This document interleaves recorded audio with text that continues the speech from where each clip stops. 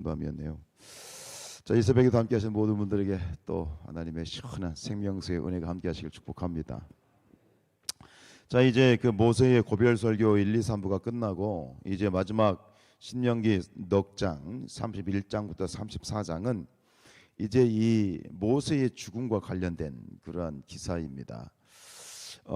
참 하나님의 큰 종, 이스라엘 역사에 있어서 큰 그러한 지도자이고 역사의 한 정말 부분을 차지한 전 엄청난 그런 인물이지요. 그러나 중요한 것은 이스라엘 역사 속에서 남아있는 존재가 아니라 하나님께 붙들린 존재였다는 것, 하나님께 쓰임받은 인생이었다는 것. 그러나 그렇게 크게 쓰임받은 인생이었던 모세도 결국은 모든 인생에 가는 길로 가게 되고, 사람이 한 번 죽는 것은 정해진 것이기 때문에 그 하나님의 순리에 따라서 이제 그도 마지막 이 땅에서의 생을 마감하는 그 장면, 참 이 큰 하나의 대서사시의 이 마지막을 이제 장식하는 그런 장면이 오늘 31장부터 마지막 34장까지 이제 진행이 되는데 참 역사적인 장면이에요. 그런데 이제 이 그 부분에 대해서 이제 마지막 실질적인 죽음이 그려지는 것은 34장이라면 이제 31장부터 33장까지 다시 한번 하나님께서는 이 죽음 직전에, 그래서 학자들은 얘기하기를 이 31장부터 34장까지가 넉 장이지만 이게 모세가 죽기 전날 혹은 모세가 죽는 그 당일, 그러니까 그 하루 이틀 상간에 주어진 이 일이 발생한 일, 그러니까 하나님이 모세에게 말씀하셨고 모세가 백성들에게 전달하는 이 마지막 임종 직전에 있었던 그러한 이 사건으로 그렇게 보고 있는데요. 하물며 여기서도 여러 가지 또 일들을 하나님께서는 모세를 통해서 고백하게 하시는데, 그것은 이 후계자인 여호수아에 대한 지도권을 다시 한번 위임을 하고, 그리고 율법을 기록하라, 그리고 그를 전해라, 그러면서 그거 가지고는 안 되겠으니 노래로 만들어라. 그래서 뒤에 32장 보면 여러분들 제목이 뭐예요? 모세의 노래라고 되어 있죠. 그래서 이 노래라는 건 뭐냐면 결국 하나님의 말씀을 노래로 만들어서 아예 입에 달고 다닐 수 있도록 그렇게 교육하라.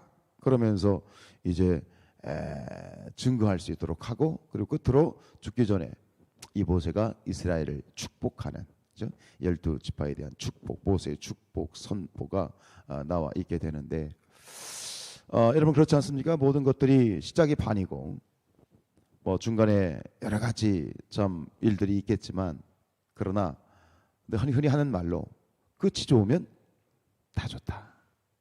오늘 이 모세의 생의 마지막 순간을 이제 우리가 읽어 내려가기 시작하면서 우리가 함께 기도해야 될 건 뭐냐면, 이 모세의 모습과 같이 우리의 인생이 하나님의 손에 붙들린 바 되기를 기도하고, 그리고 하나님과 함께 그 인생이 아름다운 유종의 미를 거둘 수 있는 인생이 되게 하옵소서.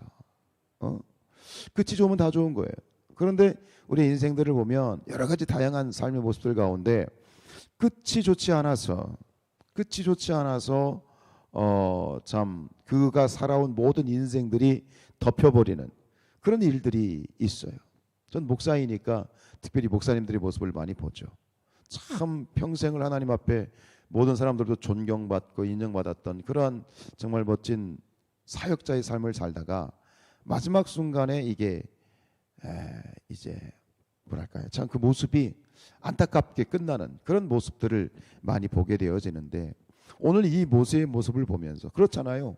40년 성상, 그냥 줄기차게 하나님 앞에 부름을 받아서 40년을 출애굽을 했어요. 그죠? 이스라엘 백성과 40년의 세월을 그 광야에서 정말 수많은 일들 가운데서 엎치락뒤치락 하면서 이 산전수전 공중전을 함께 겪어왔어. 그냥 함께한 민족을 넘어서 이들은 군대거든요. 전우거든요. 생명과 생사고락을 같이 했던 그런 어떤 이 40년의 세월 앞에서 그 목적은 저 가나안 땅에 들어가는 거예요. 근데 가나안 땅을 눈앞에 보고 있어. 지금 눈앞에 가나안 땅이 보이는데 못 들어가는 거예요. 어찌 보면 굉장히 참, 전에도 그런 뭐 한번 우리가 보았잖아요. 모세가 하나님께 여쭈어 보잖아요. 들어가면 안 되겠습니까? 여쭤보잖아요. 어쨌든간 안 된다. 다시는 꺼내지 마라. 예이 그러고 끝나잖아요. 안타까웠을 것 같아. 많이 서운했을 것 같아. 이렇게 보면 연세가 이제 들어가는 분들을 보면 우리 어르신들을 보면 서운함이 많이 있으신 것 같아.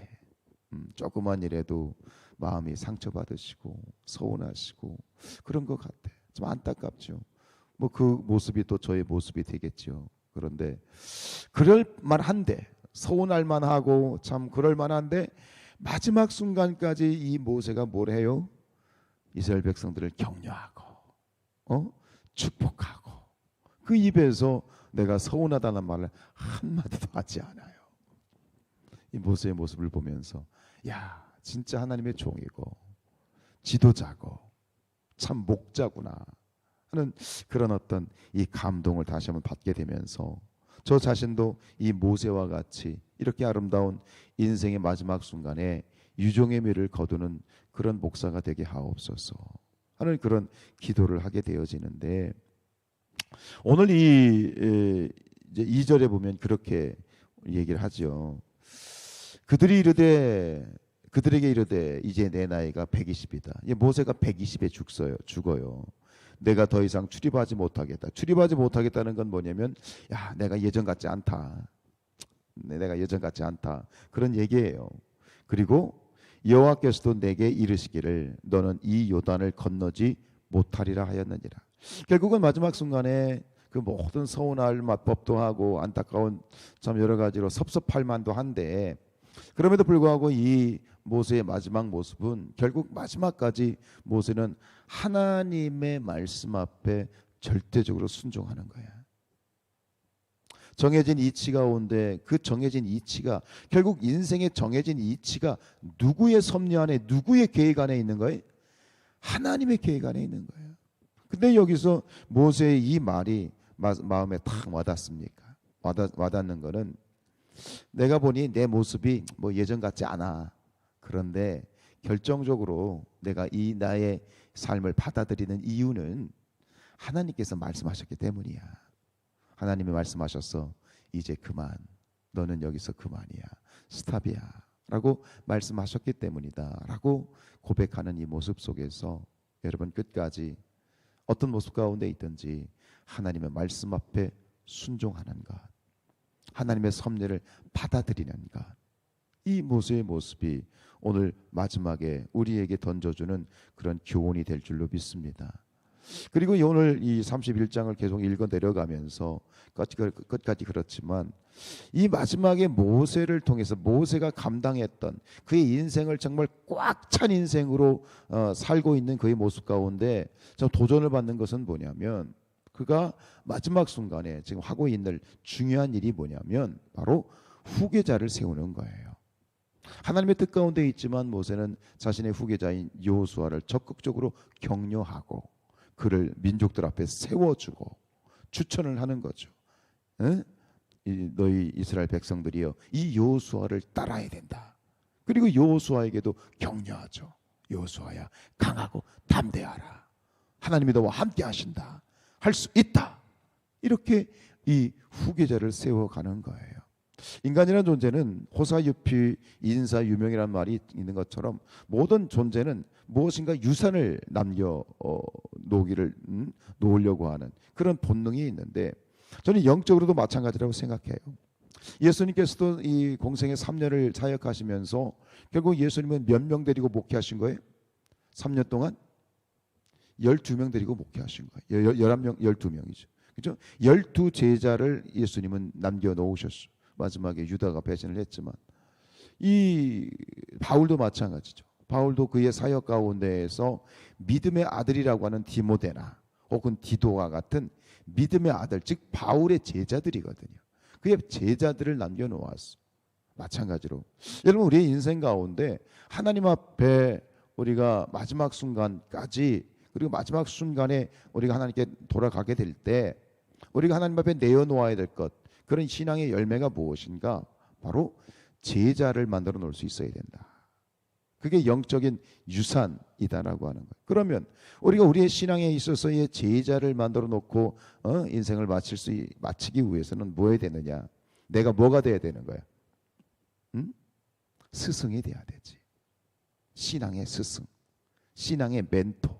오늘 여호수아에게는, 이제 남겨질 여호수아에게는 모세가 신앙의 아버지이고 믿음의 아버지이고 삶의 멘토고 스승이었던 것처럼 우리의 신앙 가운데에서 아름다운 열매를 남겨놓는다는 것, 유산을 남겨놓는다는 것, 이것이 마지막에 모세에게서 참 우리가 배워야 될 그런 부분인 것 같아요. 어떤 시인이 말했던 것처럼 하늘을 우러러 부끄러움이 없는, 하늘을 우러러 부끄러움이 없기를 입새이는 바람에도 부끄러워할 수 있는 그런 신앙.